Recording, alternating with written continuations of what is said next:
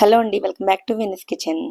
ఈరోజు వీడియోలో అప్పటికప్పుడు ఇన్స్టెంట్గా చేసుకుని టమాటా దోశను ఎలా ప్రిపేర్ చేసుకోవాలో చూద్దామండి. దోశలు అయితే టమాటా ఫ్లేవర్ తోటి చాలా రుచిగా ఉంటాయి. వీడియోని ఎక్కడ స్కిప్ చేయకుండా చివరి వరకు చూసి మీరు కూడా తప్పకుండా ట్రై చేయండి.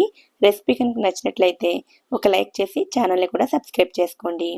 ఈ ఇన్స్టెంట్ దోశలను ప్రిపేర్ చేయడం కోసం ముందుగా ఒక బౌల్లోకి 5 ఎండుమిరపకాయలను వేసుకుని ఈ ఎండుమిరపకాయల్లోకి కొద్దిగా వేడి నీళ్ళని వేసుకుని వీటిని 5 నిమిషాల పాటు నానబెట్టుకోవాలి. 5 నిమిషాల పాటు మిరపకాయలని వేడి నీళ్ళలో నానబెట్టుకోవడం వల్ల గ్రైండ్ చేసేటప్పుడు మెత్తగా గ్రైండ్ అవుతాయి. తర్వాత ఒక మిక్సీ జార్ని తీసుకుని అందులోకి 4-5 వెల్లుల్లి రెబ్బలు వేసుకోవాలి. ఇందులోకి 3 పెద్ద టమాటాలను ఇలా ముక్కలుగా కట్ చేసుకుని వేసుకోండి. పెద్ద టమాటాలు అయితే 3 తీసుకోండి, చిన్నవైతే 4 తీసుకోండి.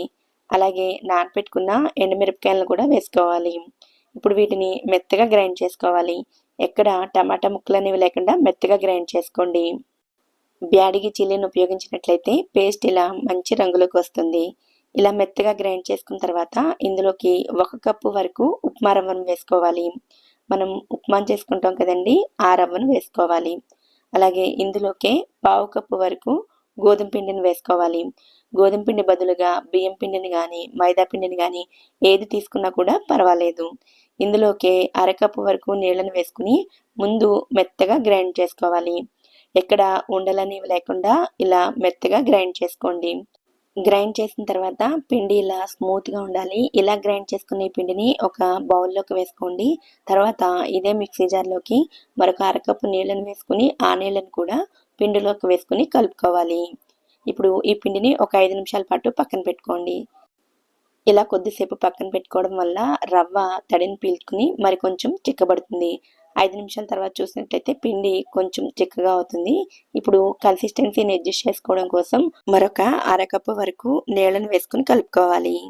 ఈ దోశలకి పిండి కొంచెం పల్చగానే ఉండాలండి. నాకైతే మొత్తం 1.5 కప్పు వరకు నీళ్లు పట్టాయి.